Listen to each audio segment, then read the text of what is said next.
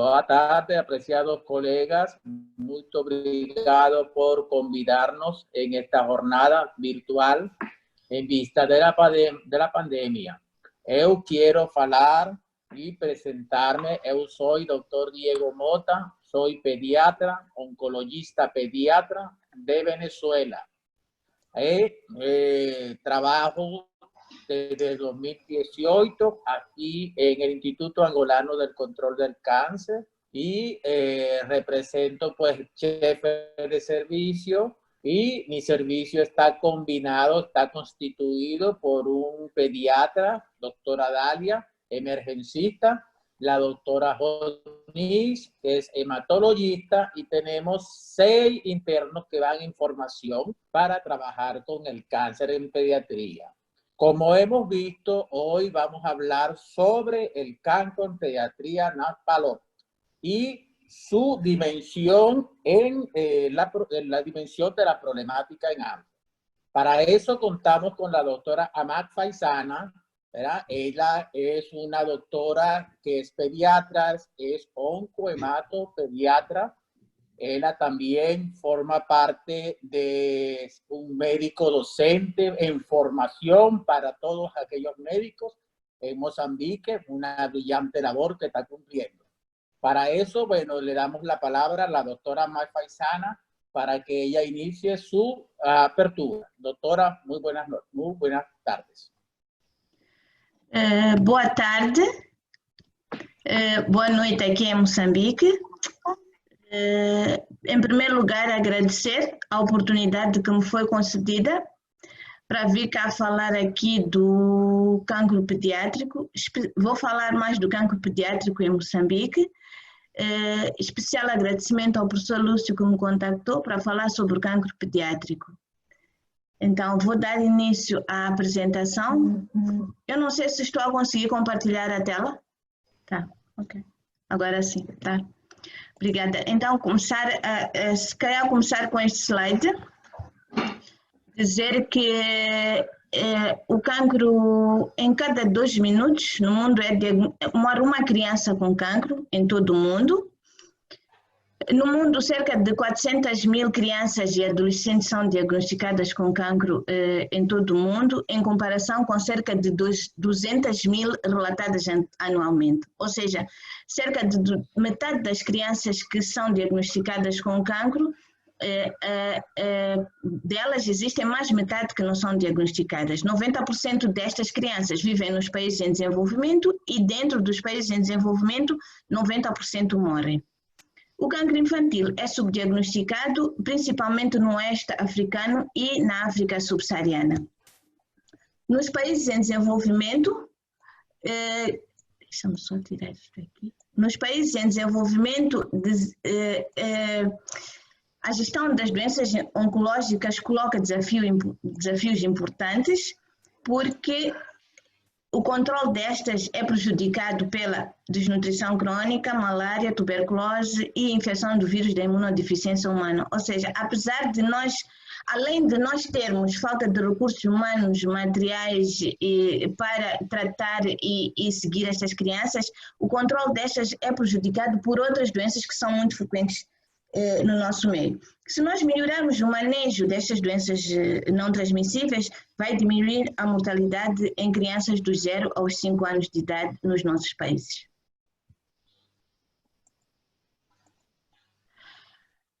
Em África, a real incidência ou prevalência das doenças oncológicas é desconhecida. Também dizer que em África, a maioria ou seja, 43% da população africana é representada por crianças, e destas, a incidência ou a proporção, ou o caso entre os países desenvolvidos e os países e a África subsaariana, dizer que existem 4,6% de todas as crianças com cancro vivem na África subsaariana. E a taxa de sobrevivência nos países desenvolvidos em relação aos países em desenvolvimento é cerca de 80% de sobrevivência nos países desenvolvidos e 20% nos países em desenvolvimento. Aqui nós temos o número de casos incidentes diagnosticados com cancro nos países ou na região da África, de uma forma geral no mundo, mas se nós olharmos aqui na África subsaariana, nós temos casos diagnosticados que é metade ou menos que metade dos casos diagnosticados e mais do que metade não são diagnosticados, ou seja, mais do que metade dos casos não são diagnosticados e aqui a percentagem é igual. Isto são estimativas de incidência do ano 2015. O ano 2018 foi um ano importante, foi marcado pela iniciativa, a OMS lançou a iniciativa global. A iniciativa global tem como finalidade aumentar a sobrevivência das crianças com cancro até 60% até o ano de 2030. Esta iniciativa é suportada pelo St. Jude Children's Hospital, que suporta a iniciativa com a OMS. Com isso, a OMS traçou algumas iniciativas, que é diagnóstico precoce, criar protocolos e guidelines e definir os sistemas de referência.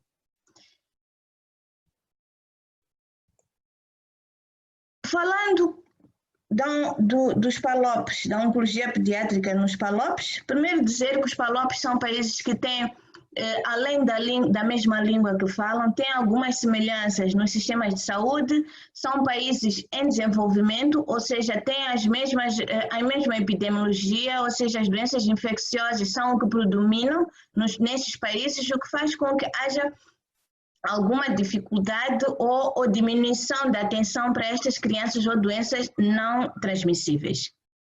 De acordo com o GloboCan, dizer que o número estimado de cancro nos PALOPs, em todas as idades, em todos os grupos, de 2018 a 2040, iria aumentar de 43 mil para 92.900 casos até 2040.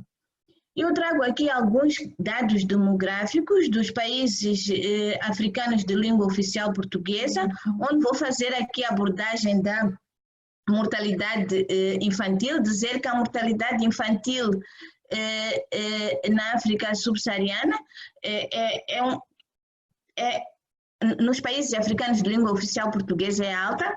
Em primeiro lugar temos o Guiné-Bissau com 73%, depois temos Moçambique com 65%, depois temos Angola com 44 por mil, mas eu digo, em Moçambique, por exemplo, esta taxa de mortalidade tem vindo a crescer. Se eu der um exemplo, em 91 nós tínhamos uma taxa de mortalidade de 134% infantil e estes dados são de 2011, nós baixamos a taxa de mortalidade para 64%.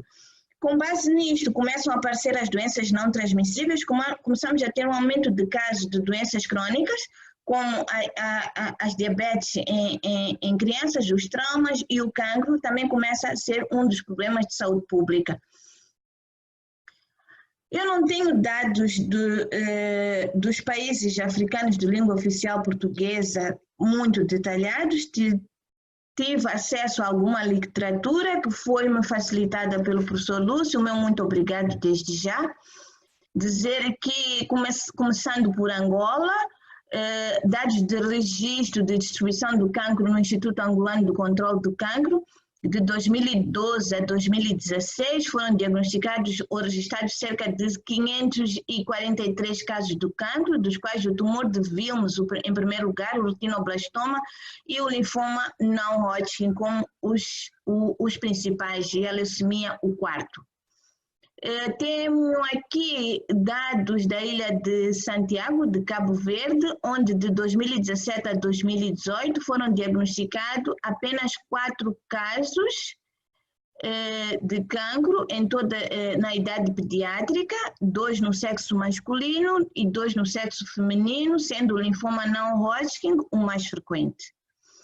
Não tive acesso a outros dados dos outros PALOPs, começo a falar de Moçambique, que é o que tem o maior número de dados. Dizer que nós temos aqui, fazendo uma história da evolução do cancro, do registro do cancro pediátrico em Moçambique. Começar por Hospital Central de Maputo, Serviço de Anatomia Patológica, temos dados de registro de 91 a 2000, aqui pode-se ver claramente que o linfoma não Hodgkin é o primeiro, o sarcoma de Kaposi em segundo lugar, depois temos o os tumores do olho. Dizer que nestes dados não vem os dados da leucemia, porque não são os tumores líquidos que são registrados nos serviços de hematologia. Aqui temos outros dados que vão de 99 para 2000, que são feitos, nós temos o registro oncológico hospitalar do Hospital Central de Maputo e na Beira, então nós temos dois momentos diferentes, onde conseguimos ter dados de Hospital Central da Beira e Hospital Central de Maputo. Então, no Hospital Central da Beira nós temos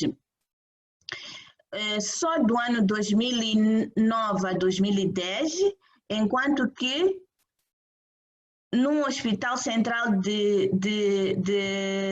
Maputo temos de 99 a 2000. Então, de 99 a 2000 nós tivemos um total de 61 casos, enquanto que de 2009 a 2010 tivemos cerca de 150 casos, ou seja, nós duplicamos 2 vezes mais o caso nesses 2 períodos. O linfoma não Hodgkin, o sarcoma de Kaposi e o tumor renal são os tumores mais frequentes no nosso meio, de acordo com o registro do Serviço de Anatomia Patológica.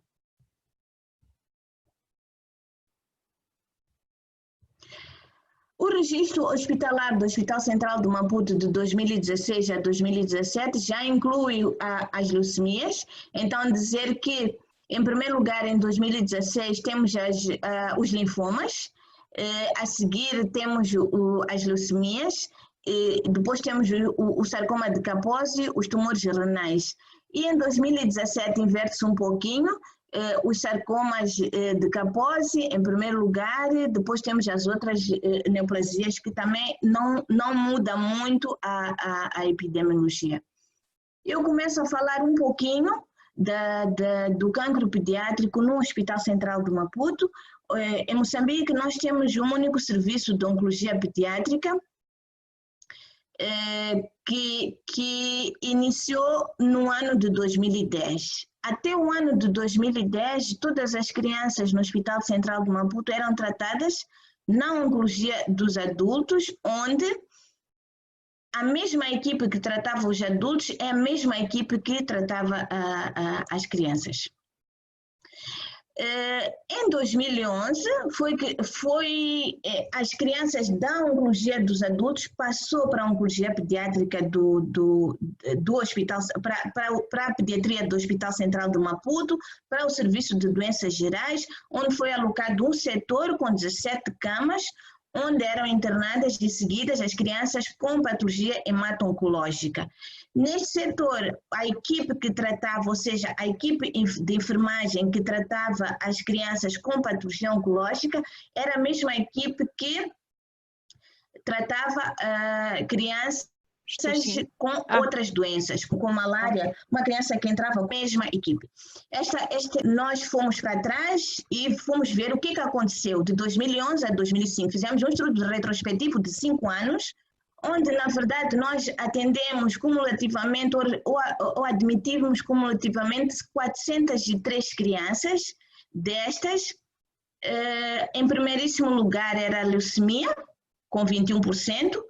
Em segundo lugar, o linfoma, o sarcoma de Kaposi, depois tínhamos o retinoblastoma e o tumor de Wilms, que eram os tumores mais frequentes que nós internávamos no nosso serviço. E o que aconteceu com estas crianças? Então, neste período, houve 50% de sobrevivência, desde 1 de janeiro de 2011 a 31 de dezembro de 2015, nós tivemos, destes 403 crianças, 50% destas estavam vivas, 37% morreram, 10% abandonaram e 3% das crianças nós não tínhamos mais nada para oferecer. Das principais patologias que nós abordamos, nós vimos que a leucemia era a principal, então fomos ver o que aconteceu com a nossa principal causa de admissão ou do internamento. Nós vimos que tínhamos uma taxa de sobrevivência de leucemia de 28%, tínhamos uma taxa de mortalidade de 58% e tínhamos uma taxa de abandono de 7%. A idade média da apresentação nas nossas crianças era de 7,8 anos, o sexo predominante era masculino e a maior parte das nossas crianças eram de alto risco, o que não condiz com a literatura.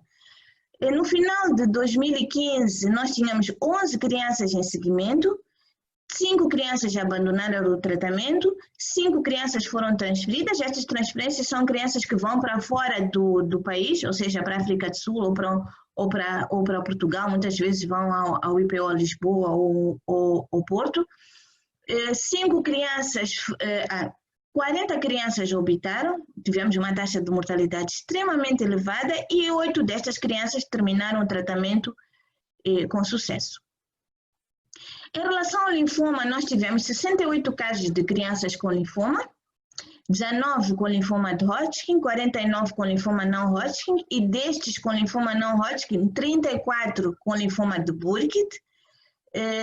Destes pacientes com linfoma não Hodgkin, 89% chegavam no estádio 3. Então, a leucemia, portanto, vou começar pela leucemia, que era a principal causa de internamento. Então, dizer que a idade de internamento era 7,8 anos, o sexo masculino era o mais frequente, a criança com alto risco eram 80% e no final nós tínhamos 40 crianças que obitaram.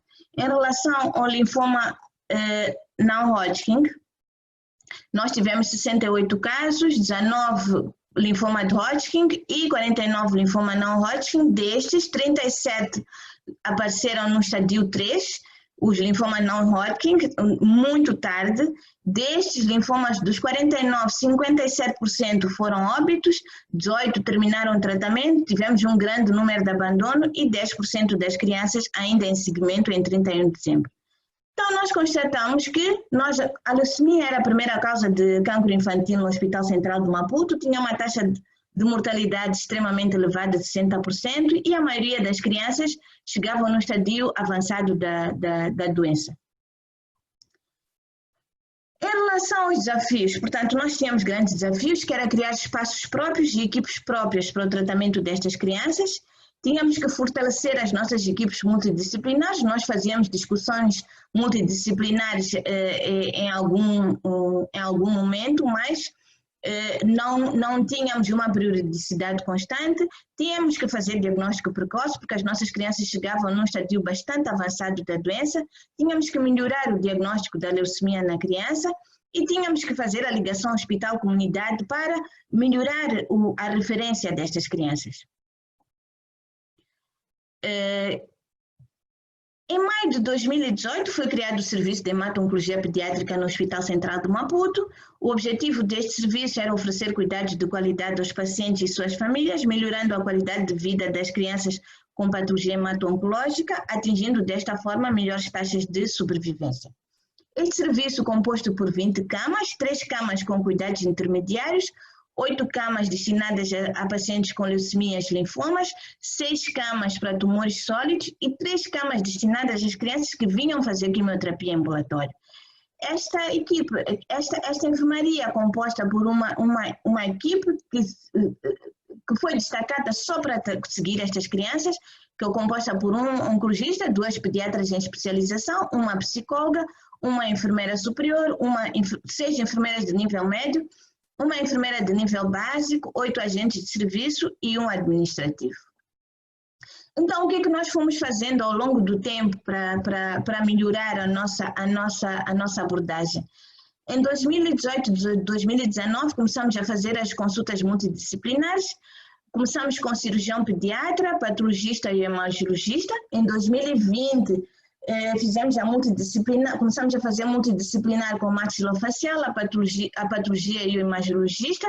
Em 2020, no mês passado ou há 2 meses atrás, começamos a fazer a multidisciplinar com neurocirurgião, patologista e imagiologista. E em 2020, como nós já temos o serviço de radioterapia no nosso hospital, incluímos o radio-oncologista dentro das nossas consultas multidisciplinares.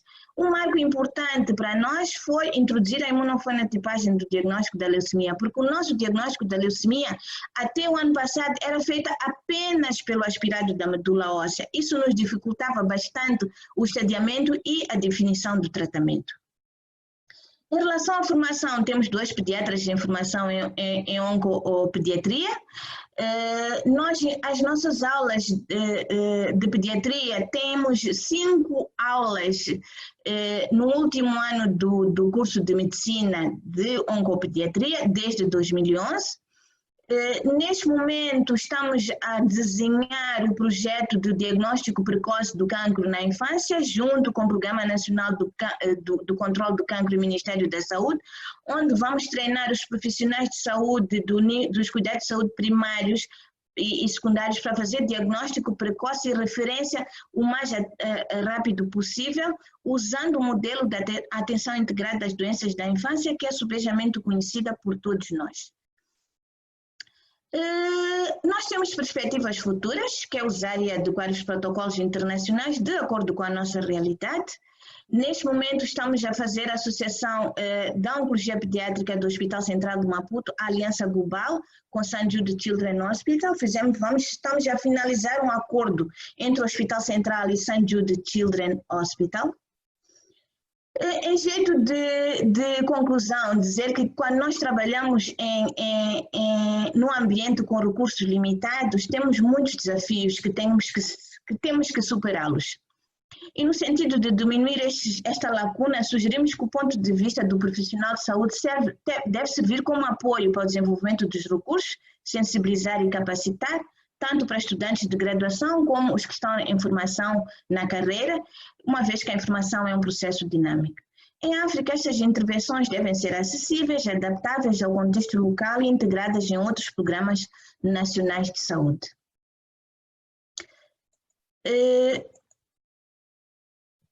E para terminar, trago aqui algumas imagens. Temos aqui algumas imagens das nossas consultas multidisciplinares. Temos aqui o nosso cirurgião pediatra, temos aqui o oncologista dos adultos, que muitas vezes vamos pedir apoio à oncologia dos adultos para discutir os casos. Temos aqui a nossa imagiologista, temos aqui o nosso radio-oncologista e também nós fazemos algumas confraternizações com as nossas crianças, com os nossos pacientes. Aqui foi o dia 15 de fevereiro, Dia Internacional do Cancro Infantil, onde temos aqui alguns sobreviventes, temos aqui a nossa psicóloga, a nossa enfermeira-chefe, temos aqui o diretor do hospital que se juntou à nossa comemoração, aqui a doutora Cesaltina, que está meio escondidinha.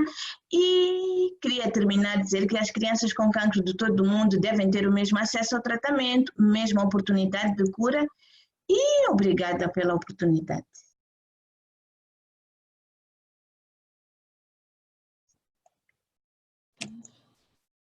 Doutora, consegue nos ouvir? Sim, ouço. Sim. Doutora, parabéns pela excelente apresentação.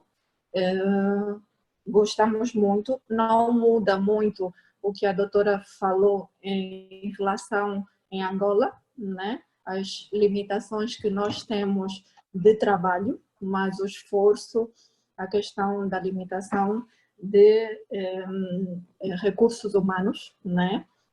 Da mortalidade que a doutora falou, os dados que nós temos de 2016 são iguaizinhos, de 2018 já mudou um pouquinho, né? Porque até anteriormente, como a doutora mostrou na sua apresentação, os cânceres mais frequentes de 2019, nós tivemos o retinoblastoma, depois o nefro e os linfomas, e em quarto lugar, leucemia, que mudava com a estatística mundial.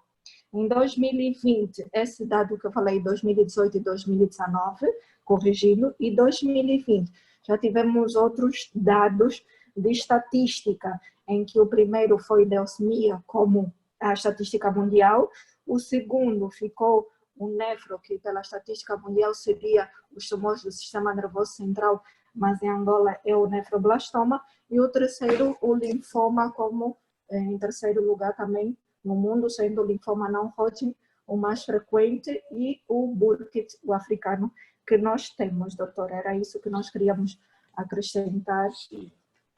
Entonces, quiero hacer otra acotación, ¿verdad? Me gustaría que si me entendieran o la doctora Dalia pudiera traducir si hay problema. Doctora Dalia, la pregunta es la siguiente, ¿ve? ¿Será que nos... Mas, desculpa, pode hablar que eu entendo um pouquinho espanhol. Muito obrigado. Tá bom. Entonces, ¿será que el continente africano tiene un comportamiento diferente a la esfera mundial en cuanto a oncología pediátrica y los tumores de primera relevancia? ¿O es que tiene que ver con la deficiencia de recursos humanos para la detección y hacer el diagnóstico? Esa es mi gran pregunta, porque estoy viendo tumores raros en mi país y en todo el continente americano, donde aquí está ocupando el primer lugar. Estamos hablando de los retinoblastomas. En Sanyuk, el que tiene más experiencia es el doctor Chantada, de Argentina, donde él los coloca, pues, y está colocado a nivel mundial como en el 12º lugar. Sin embargo, aquí me he llevado la sorpresa de que está ocupando el primer lugar, ¿sí? Y es un cáncer muy frecuente aquí. Y la oportunidad que nosotros le brindamos a esas crianzas, claro, el porcentaje de llegada a esos doentes son extraoculares, tumores muy avanzados, donde nosotros sabemos pues que la quimioterapia para entrar al sistema nervioso y tratar de salvar a esa crianza es muy poca. Tenemos dificultades también para la administración de la radioterapia. Y no vamos a hablar de la cirugía, porque aquí prácticamente tenemos dificultad con las subespecialidades que no son de nuestra institución, para que puedan pensar, como se sabe, todo oncologista pediátrico o oncologista en general, para poder trabajar con el cáncer, tiene que tener una equipa que debe estar relacionado, ¿verdad?, con el tiempo. El tiempo es muy apreciable en oncología, más pues, si nosotros tardamos, más lo que tarda el doente en llegar al médico, vamos a tener enfermedades muy avanzadas, ¿sí? Entonces, eso es lo que está aconteciendo aquí. Todas las causas de progresión y de muertes las compartimos, son las mismas. Aquí hay doentes que se han salvado de carcinoma y lo mata un síndrome de Guillain-Barré.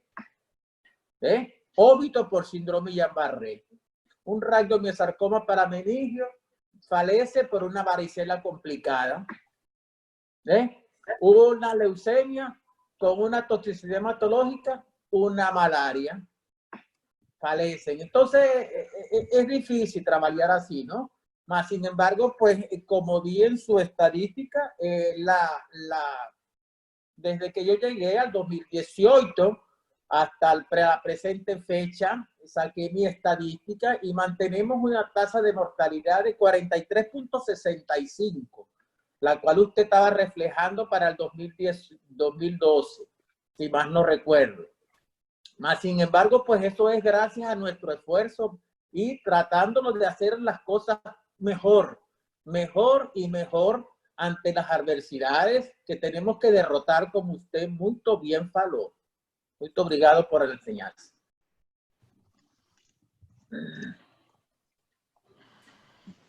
Peço desculpa pela interrupção, doutora Dália, doutor Diego, só temos pouquíssimo tempo, mais 5 minutos se quiserem.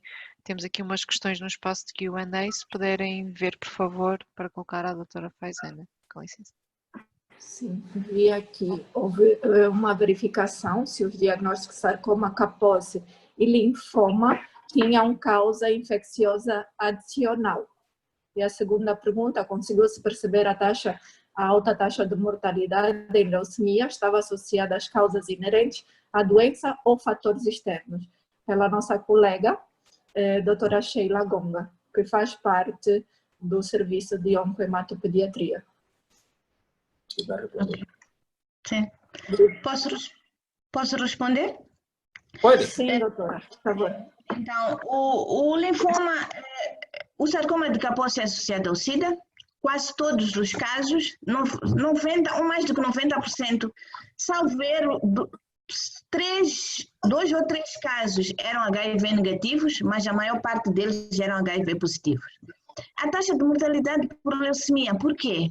Todas as crianças, a maior parte das crianças morriam na consolidação, que é na fase em que a gente faz altas doses de tratamento e a criança está completamente aplásica. Estando completamente aplásica, ela é suscetível a ter várias infecções. Os cuidados de suporte não eram dos melhores, porque nós estávamos no espaço onde eram tratadas outras crianças com outras patologias. Então, a maior parte das nossas crianças morriam por infecção. Isto aqui eram cuidados de suporte, a taxa de mortalidade por leucemia era mesmo por falta de cuidados de suporte, infecção, na maior parte das vezes. Aqui em Angola também. Eu acho que também há outra causa, ¿no? Que es la desnutrición y el déficit proteico de todos esos doentes, ¿verdad? Porque además del cancro, ellos, desde el punto de vista general, son pacientes que fican con un porcentaje de desnutrición grave y más se le asocia una patología oncológica, que en este caso estamos hablando de la leucemia, y un tratamiento que es aplaciante, con condiciones clínicas y condiciones intrahospitalarias y extrahospitalarias que no son las BOAs para mantener un cercaje a ese paciente. Y bueno, eso pasa factura y termina con los óbitos que incrementan. Gustaría que nosotros, los médicos oncologistas pediátricos que tenemos esa buena labor de tratar y ayudar, y siempre luchamos es con eso, curar. No buscamos sobrevida, no buscamos sobrevida, tratamos siempre de curar. Y la responsabilidad nuestra es darle la oportunidad, indistintamente del estadio de cada dolencia, para que el paciente pueda salvar, ¿verdad? Y no somos nos para decidir quién va y no va para el tratamiento oncológico. En ese sentido y en esa orientación veo su aula muy bom, porque está hablando como si fuera eu. Estamos con los mismos pensamientos, las mismas dolencias, los mismos desafíos, ¿verdad? Y con un porcentaje también alto de patología y un porcentaje alto de muerte. Tá bom? Obrigado. Doutores, então o tema está muito bom, mas vamos ter que terminar. E parabéns à comissão e contamos com novos intercâmbios.